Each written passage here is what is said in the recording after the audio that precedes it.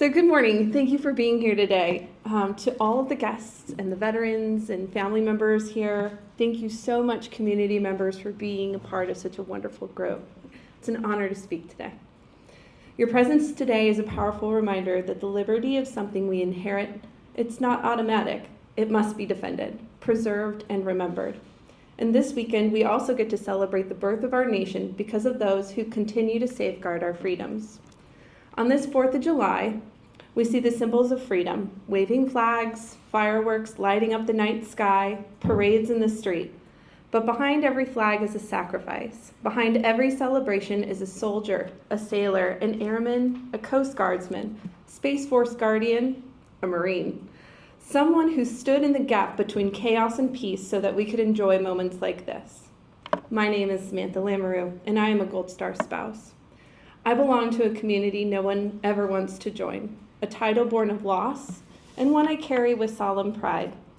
My late husband, Staff Sergeant Jordan Allen Lewis, served as a CV-22 flight engineer with the United States Air Force Special Operations Command 20th SOS, stationed at Cannon Air Force Base, New Mexico.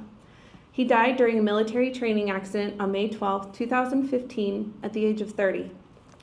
While many Americans enjoy this holiday with barbecues and family gatherings, for families like mine, and for every name etched in stone, it's deeply personal. This day, above all, reminds us of the freedom that we have because of the lives we had given for it.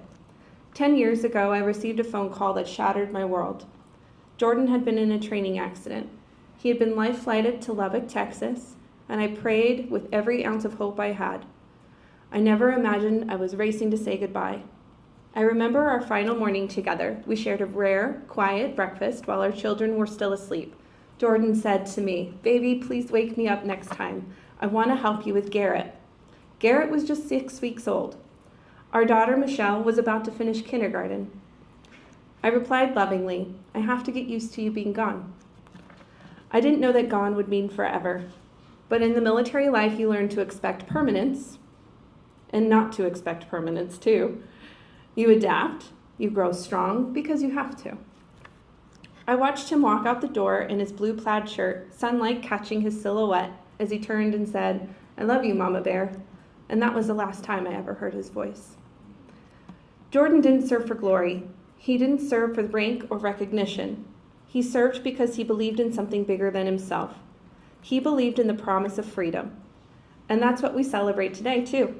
Our independence, the right to speak freely, to worship without fear, to raise our children as we choose, to live and dream and thrive in a country shaped by those willing to give everything so that others may live free.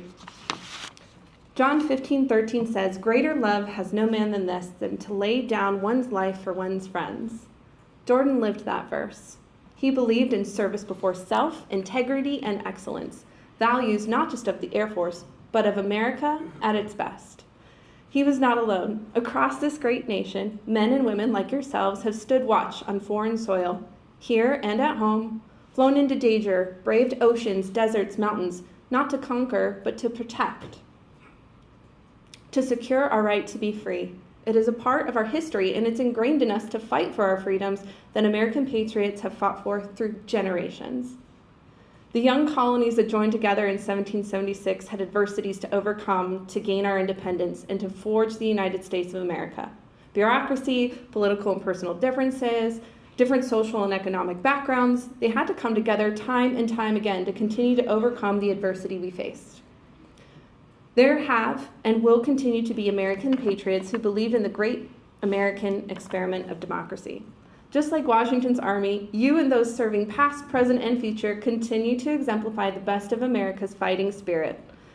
The sense of duty and honor became embedded in our cultural fabric of America, on the battlefields and trenches of Europe in World War I, the islands in the Pacific in World War II, the hills of Korea, the jungles of Vietnam, and the mountains of Afghanistan, the deserts of Iraq and Syria, and throughout conflicts and continuing operations, military servicemen and women are the backbone of this nation.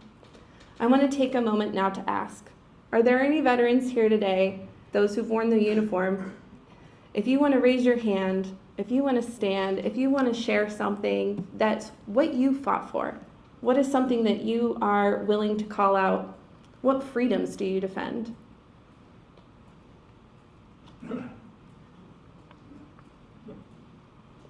Crickets. I love it. I love a speaker. Thank you. Good morning. I'm speaking for my father. Yeah. My father worked in a defense plant. He was building naval ammunition in Hastings, Nebraska. He came home one day and he says to my mother, "I've enlisted in the Navy." She says, "Mitch, why did you do that? You have 2 kids to look after." He said, "Well, my brothers, two of my brothers are in the war, and I cannot stand here idly." She says, "But you're already helping in the defense." But he said, "I have to do my duty." So he's been my hero, and I think about him every day. He ended up working for the Navy as a civilian for 31 years. He's been gone over 20 years now, but he's been my hero. Thank you very much. Thank you so much for sharing that. Does anybody else have something that really stands out for them that they feel like they fought to defend? I know that many of you have been able to remind yourselves and remind other people the freedom and the cost of freedom. You do it daily. You do it in your lives, you do it in your families, you do it with your friends, and you do it in your community. And I want to thank all of you for being a part of this community too. Sacrifices like yours do not go unnoticed. So on this 4th of July, it's not just a celebration of fireworks or food. It's a tribute to the incredible gift of liberty and those who paid for it with time, wounds, sacrifice, in some cases, their lives. For those of us who understand the cost of freedom, yours and your family's service and sacrifice, as well as those we have also lost along the way, we've felt honor. We've served this nation with pride. Your sacrifices make this gathering, this peace, this day possible. Thank you for your commitment to serving and continuing to be the living legacy for those who come after you. All service members are sons, daughters, siblings, spouses, teammates, and parents. Ordinary people who make extraordinary choices.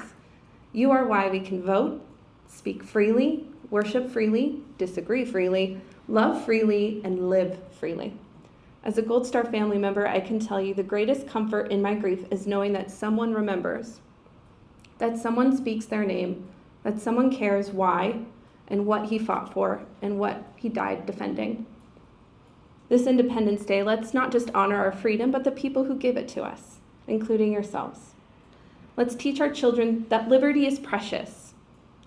Thank yourself, thank other veterans, and let's care for our military families. We want to treat them as if we would want someone to treat our family too, right?